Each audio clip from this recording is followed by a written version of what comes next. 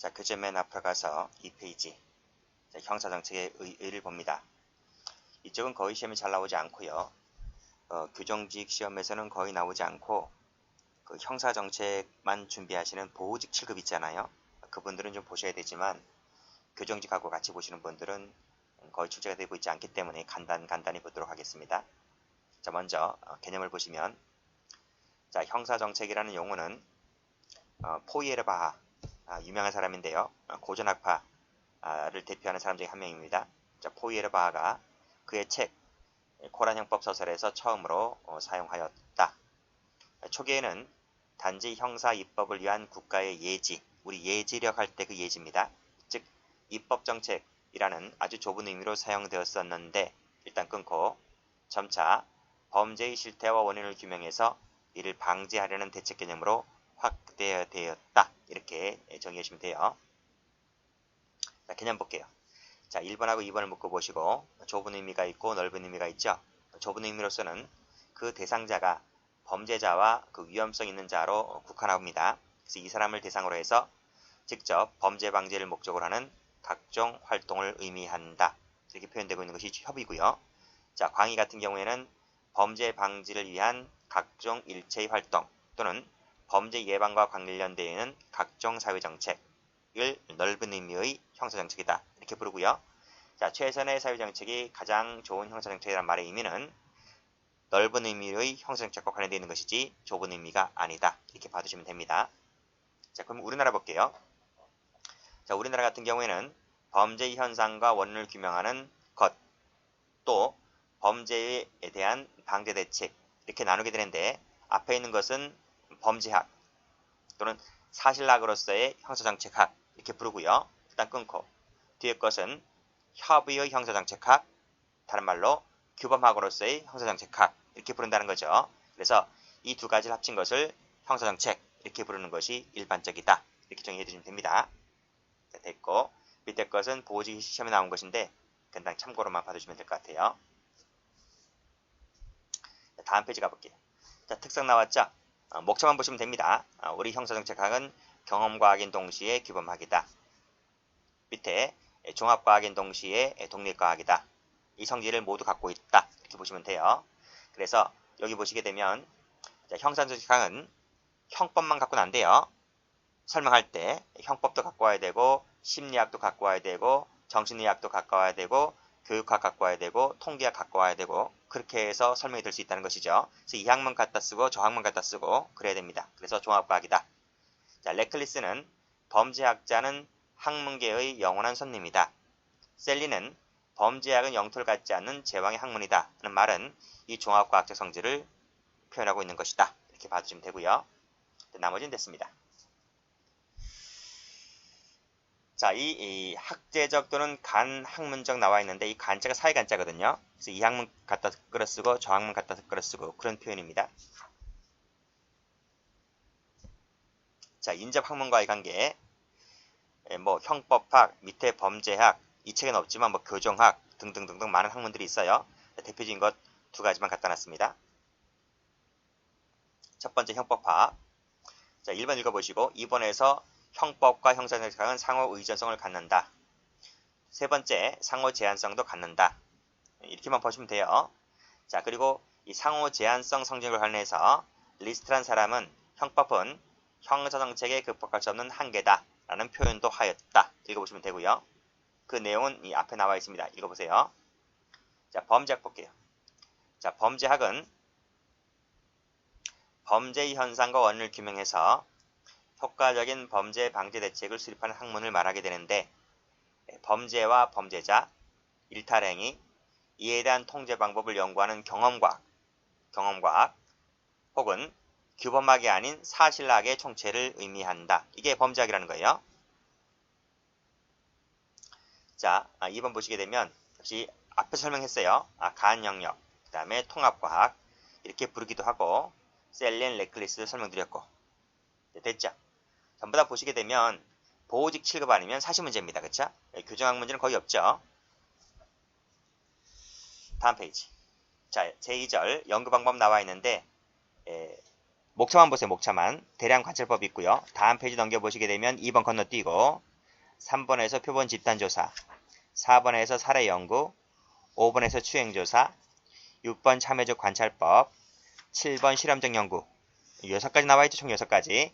6가지가 나와 있는데 그 중에서 제일 중요하다는 걸 꼽게 되면 1번입니다. 1번 별표 치시고 1번이 그나마 출제가 제일 잘 돼요. 교정학시험에도 나옵니다. 다른 말로 통계적 관찰, 공식 범죄 통계, 범죄 통계표를 갖고 분석하는 거, 대량 관찰법이라는 거예요. 제 컴퓨터가 스캔이 좀 안 돼요. 프로그램 다운을 받아야 되는데 스캔이 안 돼서 여러분 인터넷 들어가서 이 범죄 통계표를 쳐서 클릭을 해서 보시게 되면 자료가 나올 겁니다. 자료가. 그 자료를 보시고 난 후에 강의를 들으시면 강의가 이해가 잘 될 겁니다. 자, 먼저 의의부터 볼게요. 수사기관 등 정부기관이 범죄 및 조사, 집계한 공식 통계표가 있죠. 이 통계표를 분석해서 대량적 집단 현상으로서의 범죄 규모, 추이를 파악하는 방법을 대량 관찰법, 다른 말로 공식 범죄 통계 등이라고 한다는 거예요.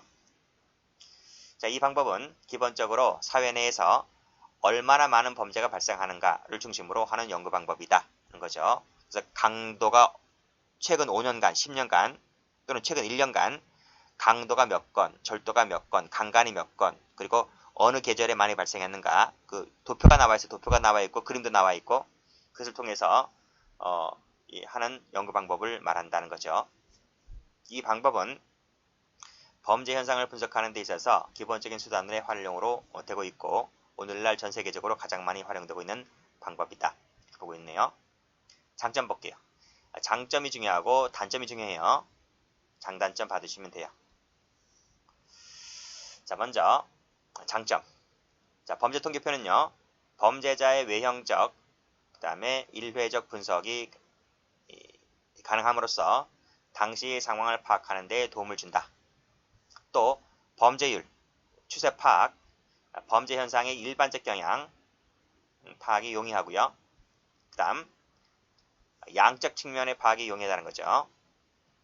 자, 밑에 통상 1년 단위로 작성되는 것이 보통이기 때문에 일정 기간의 범죄 발생 동향, 그 다음에 특성을 파악하는 데 유리하고 지역별로 발생 현상을 비교할 수 있다. 됐습니다. 단점 볼게요. 자, 양적으로 파악한 결과 질적 파악이 있어서 곤란하다는 거죠. 그래서 범죄 피해의 구체적 상황이라든지 범죄자의 개인적 특성을 파악하는 데 있어서 한계가 있고 중요한 거 나오네요. 암수 문제에 밑줄 그으시고 X. 이것은 수사기관이 인지한 사건만 산술적으로 집계가 되는 것이기 때문에 통계표에 드러나지 않는 암수 문제를 파악하는데 곤란하다. 색깔 칠할게요.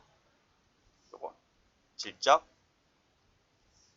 그 다음에 암수 문제, 그 다음에 입력 누락, 입력 실수 등 정확성이 떨어질 수가 있고요. 자, 그 다음 관련 범죄를 어떻게 정의하는가에 따라서 통계 자료가 달라질 수 있고요. 자, 범죄학적 연구를 위한 통계라기보다는 사법기관의 독자적 목적을 우선시해 작성되는 것이기 때문에 그 연구를 위한 자료로서는 한계가 있다.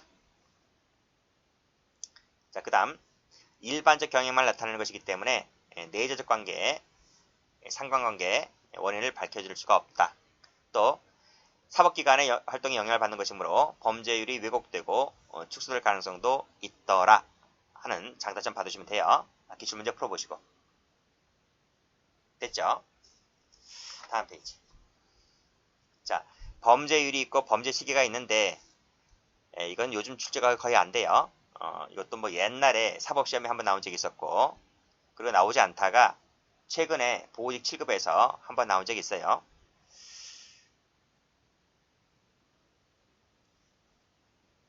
보호직 7급 보니까 이렇게 나오네요. 범죄율과 범죄 시기에는 인구 변화율을 반영한다 돼 있는데 반영하지 않습니다. 자, 볼게요. 자, 범죄율이라고 하는 것은 인구 10만 명당 건수를 계산한 것을 말한다. 10만 명입니다. 밑에 기출문제 가보시면 만 명당 하면 틀려요. 그리고 이 범죄율이라고 하는 것은 자, 밑에 중요범죄, 상대적으로 가벼운 범죄, 동등한 범죄로 취급되어 통계해야 된다는 문제점이 있고요. 반면에 여기 나오네. 인구 변동에 관계없이, 그쵸? 그러니까 인구 변화를 반영하는 게 아니죠. 변화 관계없이 일반적 경향을 알 수 있지만 또 암수 문제를 역시 포함시킬 수가 없다는 문제점이 있더라. 그쵸? 이거 받으세요. 암수 문제. 암수 범죄는 뒤에서 자세하게 배웁니다. 그때 가서 설명 들으시면 돼요. 자, 그 다음 시계라고 하는 것은 매 시간마다 발생 현황을 표시한 것을 말하고요. 역시 이 시계에도 인구 성장률을 반영하고 있지를 않네요. 그쵸? 그래서 이 범죄율도 반영하지 않고 시계도 반영하지 않네요. 다음 페이지. 표본 집단조사. 이건 장단점은 거의 안 나오고요. 의의부터만 보시면 돼요. 자, 공통점을 가진 범죄인의 일부를 표본으로 선정하여 이들을 정밀하게 관찰한 결과를 전체 범죄자에게 유추 적용하여 일반적 현상을 파악하는 방법을 표본 집단 조사라고 한다. 그래서 밑에 보시게 되면 범죄 인군에 해당하는 실험 집단과 정상 인군에 해당하는 대조 집단을 비교해서 하는 방법을 표본 집단 조사라고 한다. 이 개념만 받으시면 돼요. 개념만 받으시면 되고 이때 장단점은 거의 안 나와요. 자, 됐죠? 다음 페이지. 자, 사례조사입니다. 이것은 범죄인 개인을 대상으로 해서 인격, 성장 과정 등을 밝힘으로써 연관관계를 밝히는 것을 말한다. 밑에 개별적 사례조사나 그의 과거사를 조사하는 것으로서 일기나 편지 등 극히 내밀한 정보 획득이 요구된다 그랬네요. 미시방법 중에 하나죠. 개인을 대상으로 하는 것이기 때문에. 서덜랜드가 한 대표적인 방법이 하나 있습니다. 지갑절대범 연구 밑줄 그어두시고. 장점 볼게요. 묶으시고 단점 묶으시고.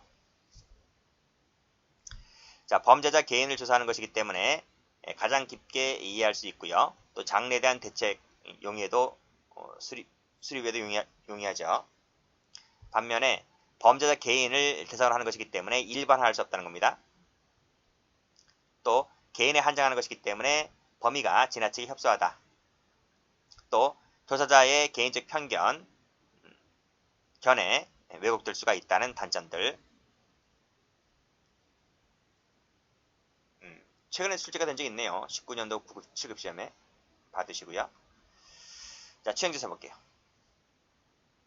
자, 이것은 그 범죄자나 비범죄자를 일정 기간 동안 계속적으로 추적하면서 그 조건, 변화 상태를 분석하는 것을 말한다.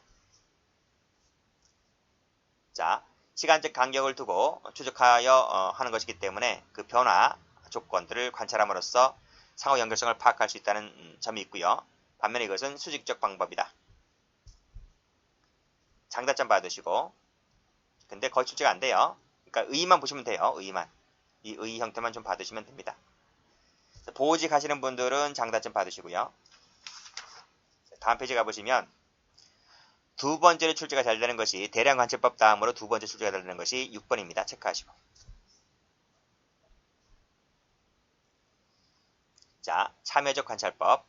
연구자가 직접 범죄 집단에 들어가서 함께 생활하면서 그 자료 등을 수집하는 것을 말하죠.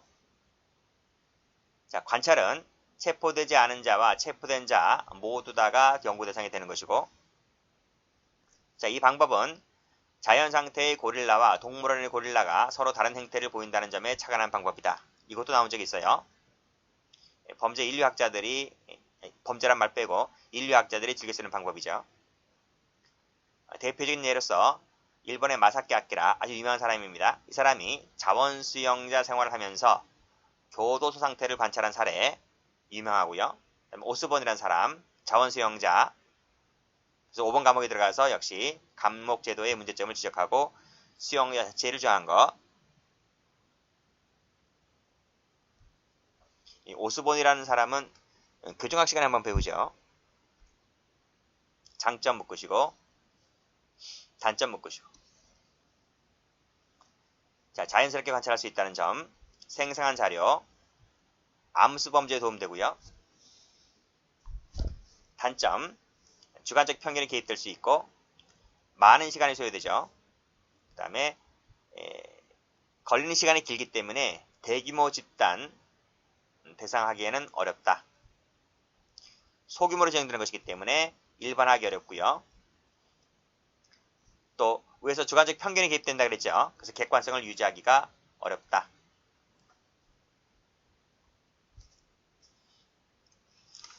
자, 그 다음 마지막으로 실험적 연구 한번 가봅니다. 이것은 두 번째 체크하시고요. 그 위에 나왔네요.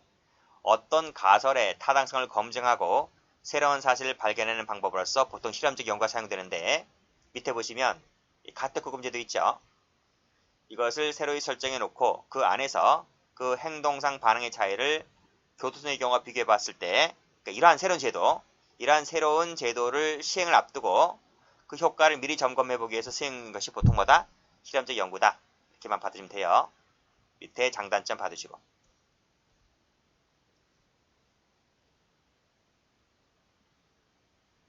그 다음 장점 보면 새로 도입한 자법제도의 효과를 검증하는 데 유리하고, 암수범죄 조사에도 유리하고, 단점 보시면 인간을 대상한다는 점에서 곤란함이 있다. 됐네요. 그리고 또 소수에 그칠 수밖에 없기 때문에 일반화하기 어렵다는 단점들 받으시면 되겠습니다. 여기까지 합니다.